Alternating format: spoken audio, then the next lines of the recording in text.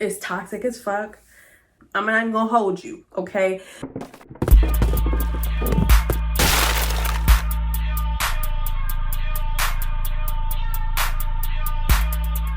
Situation, I feel like her and I definitely bonded through our traumas. Of course, I'm gonna focus more on me because her story is her story and I'm not in a position to tell her story, right? I do believe that when I met her, I definitely felt sorry and sympathy for the things that she had encountered as a child that had been unresolved by the adults around her. I related to that immediately, and that magnetic attraction that we had stemmed from there. I acknowledge that there's a lot of things I like and don't like about her. We have had some really, really deep conversations about ourselves, where we are in a relationship. We're certainly trying every day to make sure we can stay in our relationship. We both understand that if it doesn't work out, it doesn't mean that we are like terrible people. It doesn't mean that we are not worthy of love.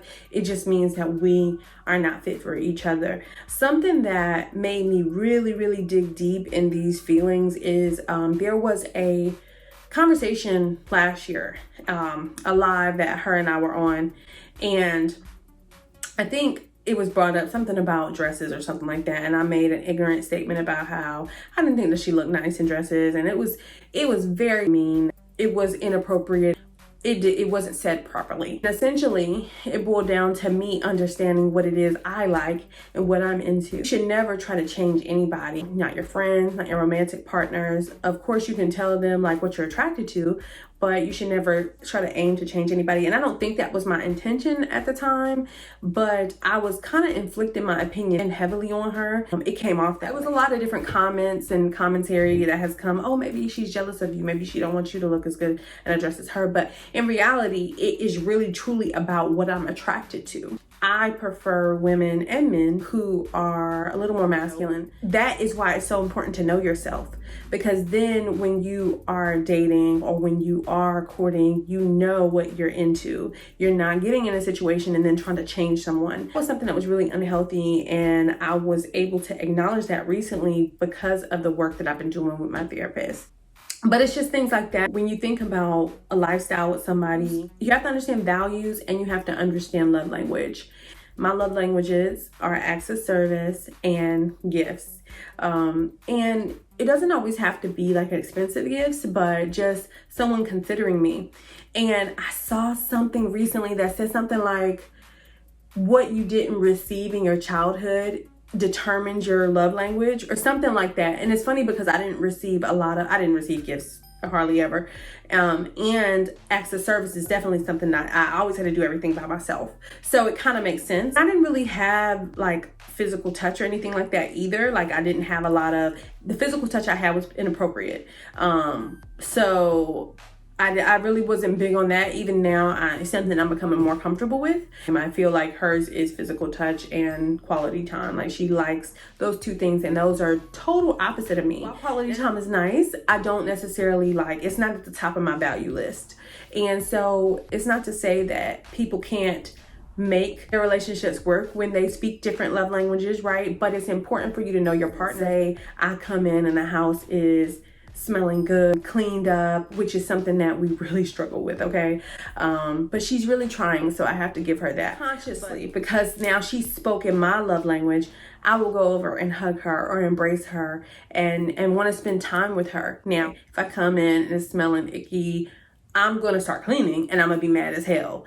Like just throwing stuff around, and I'm not going to want to talk to her. I'm not going to want to see her. I'm not going to want to be around her. And if she tries to come up to me and kiss me, I'm going to be really angry, and I'm probably going to push her away from me, which is then going to cause like, oh, you don't want, you know what I'm saying? It's like a chain reaction. And so that's why it's important to understand love languages and figure out how to speak each other's, because something that's in our chart, I don't know if you guys are into astrology, I freaking love the pattern, but the pattern really breaks down your chart. And if you don't really understand astrology, it really makes it very simple. The pattern really showed me that Kim and I were very compatible as friends, because there are a lot of things that align and that we share. But two of the things that we really struggle on is communication, and that's based on our chart.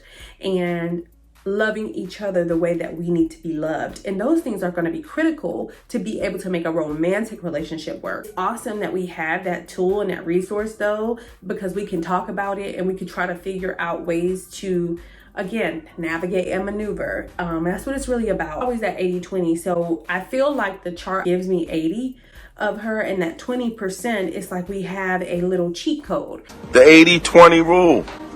In most cases, you're only going to get 80% of what you need. Here comes this woman offering 20%.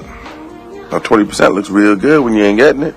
But the problem is you're going to leave 80 thinking you're getting something better, and you end up with 20. We can be aware that this is the 20 that we're lacking, and we can work on it because we got the code. So, we have some more time together. I'm gonna keep it real. Like, I don't really have difficulty detaching from people, and that is to a flaw. I'm not even gonna hold you, okay? It's toxic as fuck. I'll be ready to leave a motherfucker in a minute, okay? But in this situation, it's almost like the creator was really, really knowing what he was doing when Kim and I moved here. And even though, mom left, and that was a really, really devastating situation for the entire household, I believe everything has a purpose. Because had I been in my own space with obstacles that Kim and I have encountered, I probably would have just been like, all right, girl, we tried, it was real. But being that we live together, it kind of forces us to talk, and it forces us to deal with this hard stuff. And that's why we're both in this space where we're like, if it doesn't work, we know we tried. We know we did the best we could. So I rock with it. It's cool. It's really put us in a place to face our demons, to face hard stuff, to talk about our feelings, because something she really struggles with, even though she likes quality time and she's not like out of tune with her emotions. I wouldn't say that. She is very closed, and I can relate to that. But the problem with that is when you want someone to understand you, you have to be open. You have to open up. If you want someone to consider you, you have to open up. You can't assume that they'll know how you feel. It could be difficult to connect with someone if you're not doing those things. I definitely don't feel like she doesn't love me or anything of that nature. Because of her codependence, she associates love with abuse, and even me. So I feel like, we're working through that and figuring out, hey, what is love? And what does love mean to us? And is this really love? And is this fulfilling me? And but she does admit that, I'm patient with her. We are both maturing adults. I feel like we are in this space, like I said, physically, we're in a home together. And so I can't just be out. Our lease is up in May or April, I can't quite remember, of 2021. And that's the other thing, y'all. 2020 has been a son of a people were forced to address their issues. They were in the home with each other 24/7 in quarantine, and they weren't able to go a lot of places. They weren't able to escape. 2020 has been a very trying year for many people, many relationships.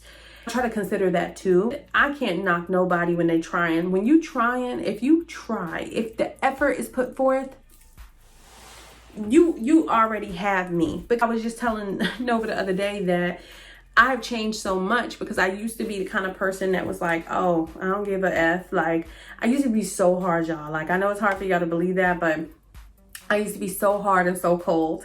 And I have softened so much. And that's through therapy, honestly, because I felt like I had to be that way to survive. The things I had gone through, it was rough. My survival mechanisms were be hard, make sure you protect yourself. I've let a lot of those guards down. And something I acknowledge, and I share this with Kim often, which is why I try to have patience with her, is I've been in therapy for many years. Collectively, the years that I've had therapy have allowed me to be in this space, to be able to talk openly, to be able to know how I feel and express myself.